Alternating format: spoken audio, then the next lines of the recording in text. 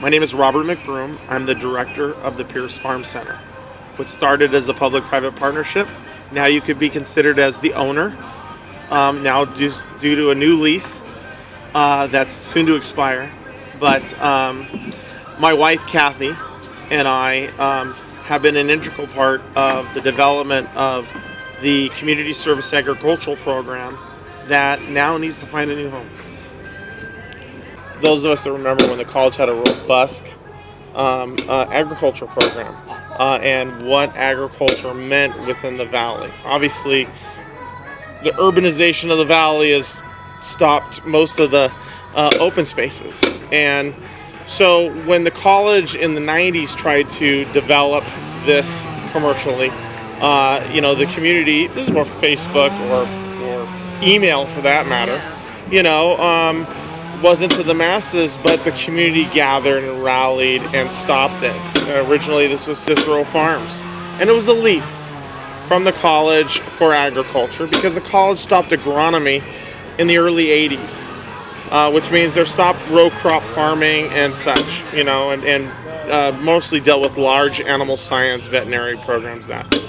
So when I know you're hearing the chainsaws, but when the college went ahead and looked at creating the master plan and looking for bond funding to rehab and bring the college into the more modern needs of the community college, the feeder to universities, they went out for which was the AA bond, and it was a several $billion bond program which brought a lot of money to the campus for things like the new library and science buildings. You're good. So what's happened is, in that process, of course, the community had their reservations of what they wanted to see, and one of the big promises was the 32 acres, which was actually more. It's now reduced down to 32 acres, which we consider prime farmland, because out of the 200 acres left of agriculture, and in the hills, most of that land, believe it or not, is alkaline based. Doesn't support a lot of crop life. Great for the cattle and that. When you get down to prime farmland, what you're looking at here in this L-shaped portion is the last remaining prime farmland. And so the college made some guarantees, let's say, to the community, and that was to turn this into a community service agricultural program that was meant to be an agricultural education center, demonstration farm market, activities engaging the community. All of these things were developed and listed actually in the master plan and part of their 2002 EIR. So here's where Robert comes involved. My family, which has been, I grew up in the 4-H program. It was in the 4-H program from 11 years old to graduate, and then became an advisor for youth as I was in college. And it's amazing when you start with young people, and I mean we're talking for little kids up to teenagers, and you get them interested in agriculture and watch how it develops what they do in their lives. It's a sense of environment, very important, especially in today's society as an urbanized community. We a lot of times are disconnecting our youth from the earth and from in the environment, and we're simple things of how you get your food, where food's grown.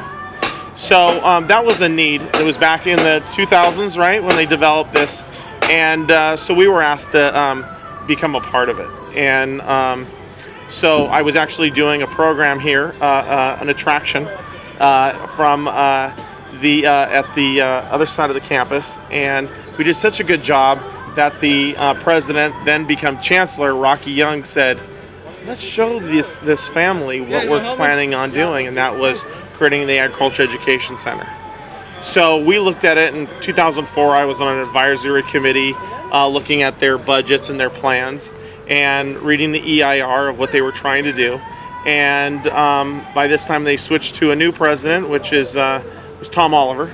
And Tom Oliver engaged in the first Harvest Festival that he was looking for, that public-private partnership.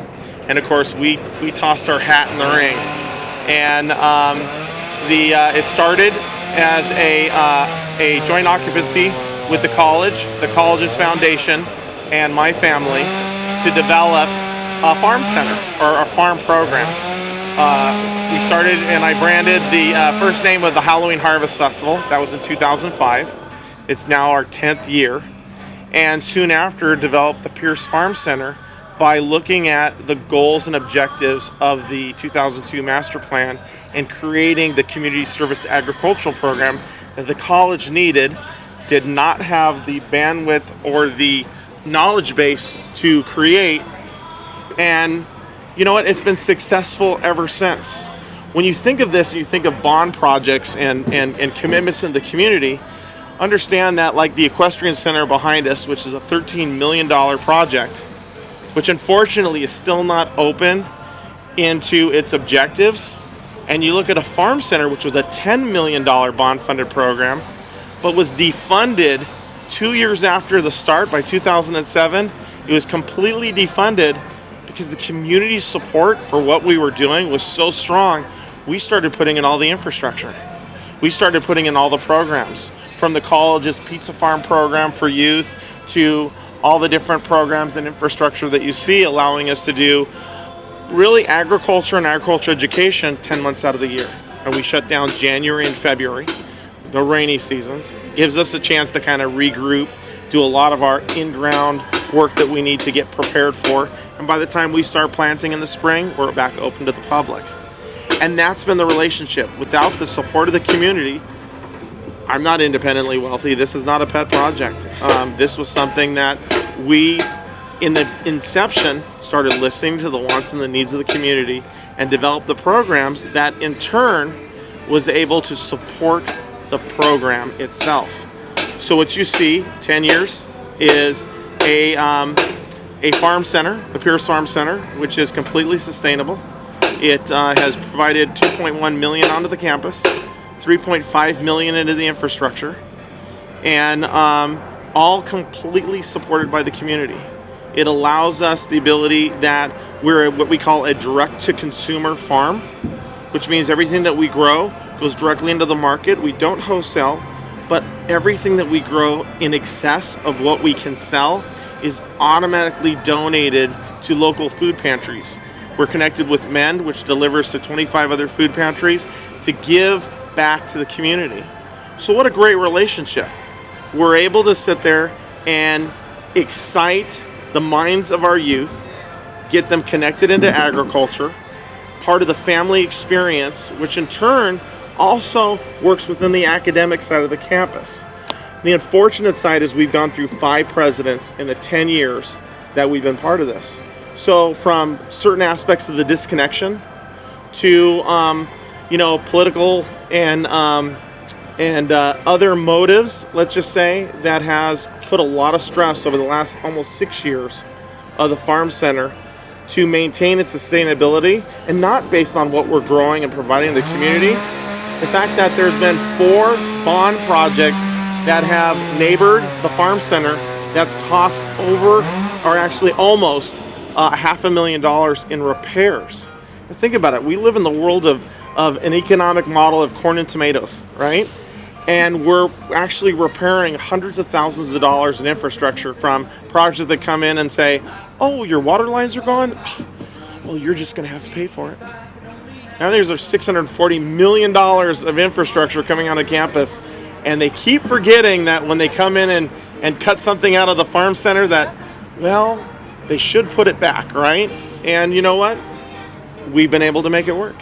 And, it has gone into almost amorphosis of the foundation and us and the college. Now this president has removed their foundation from the farm center. Unfortunately, the foundation from Pierce College is on its almost last leg. Ever since it's been pulled from the farm center, it struggles and it's almost in bankruptcy. And it's very unfortunate for the hundreds and hundreds of thousands of dollars that we've generated through the foundation for the college. And now it's amazing. It doesn't matter what I say and what I know and what I can prove. But you have a president that, because she's president, she has full autonomy. She just based on her word, without further explanation or backup, can say, we can no longer financially afford this operation. And therefore, that's true. But in a sustainable ag program that not only pays for all of the insurances, labor, infrastructure, water, all the utilities. And you hire students as well. We're hiring students. We're the largest employer of Pierce students on the Pierce campus. We provide all of the educational and programs basically following and limited to the operations of the master plan. Now, in a standard lease, if it was like the McBroom farm, it'd be great to say, what do I want to do with my lease? It's not that case. It's a very structured and limited amount of things that we can do, all agricultural based, to provide this program to the community. So within that model, it works. But when you have a president that's saying that they no longer can financially afford something that they don't contribute to, you know what I'm saying? And they're only receiving benefit from, and they're limiting their academic involvement, they're limiting their connections so they can push us out as this for-profit entity taking advantage of the college. I'm still trying to figure out how that one works.